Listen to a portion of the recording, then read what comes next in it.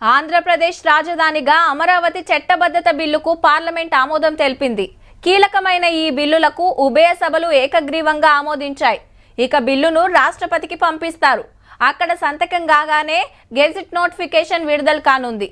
దీంతో ఏపీకి అమరావతి ఏకైక రాజధానిగా అమల్లోకి వస్తుంది. అమరావతి బిల్లు నిన్న లోక్సభలో పాస్ అయితే ఇలా రాజ్యసభకు వచ్చింది. 3 రాజధానుల పేరు మీద ఆగం పట్టించురు, లేకుంటే ఎన్నడో తయారవు. మళ్ళా మార్చే ఛాన్స్ లేకుంటేనే ఈ బిల్లు తెచ్చినాము అనుకొచ్చిండు టీడీపీ సెంటర్ మంత్రి Rammohan Naidu sir.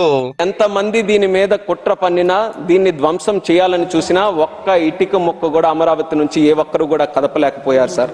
BJP, Janasena, NDA group ఎంపీలంతా సపోర్ట్ చేసిండ్రు. లేలే రాజధాని రైతులకు అన్యాయం చేస్తుర్రు, ఎప్పటి వరకు కడతారో ఎన్ని ఎకరాలలో కడతారో చెప్పలేరని బయటకు వచ్చారు వైసీపీ లీడర్లు. మన తెలంగాణ ఎంపీలకు ఛాన్స్ వస్తే కాంగ్రెస్ కంచి రేణుకా చౌదరి మేడం మాట్లాడుకుంటా అప్పట్లో జగనన్న ఏమన్నాడో యాద్ చేసింది. I told the then chief minister, పెట్టరా పేరు అమరావతి, లేకపోతే పిలవరా పేరు కమరావతి, పెట్టు పేరు. ఇక BJP MP Laxman sir CM Chandranna గురించి ఎంతో గొప్పగా చెప్పిండు. గిట్లా ఆనాడు హైదరాబాద్ సైబరాబాద్ గా ఒక గొప్ప హైటెక్ సిటీగా నిర్మించి ఏ రకంగా ప్రపంచానికి హైదరాబాద్ ను ఇవాళ ఐటీ హబ్ గా మార్చే దాంట్లో చంద్రబాబు నాయుడు పాత్ర అది ఎన్నలేని కూడా మరవలేని విషయాన్ని కూడా. అయితే బీఆర్ఎస్ సురేష్ రెడ్డి సార్ కు మన సెంటర్ మంత్రి కిషన్ రెడ్డి సార్ కు కిసర బసర అయింది కాళేశ్వరం ప్రాజెక్టు మీద. World's biggest, largest multipurpose irrigation project lift irrigation Kaleshwaram बनाए.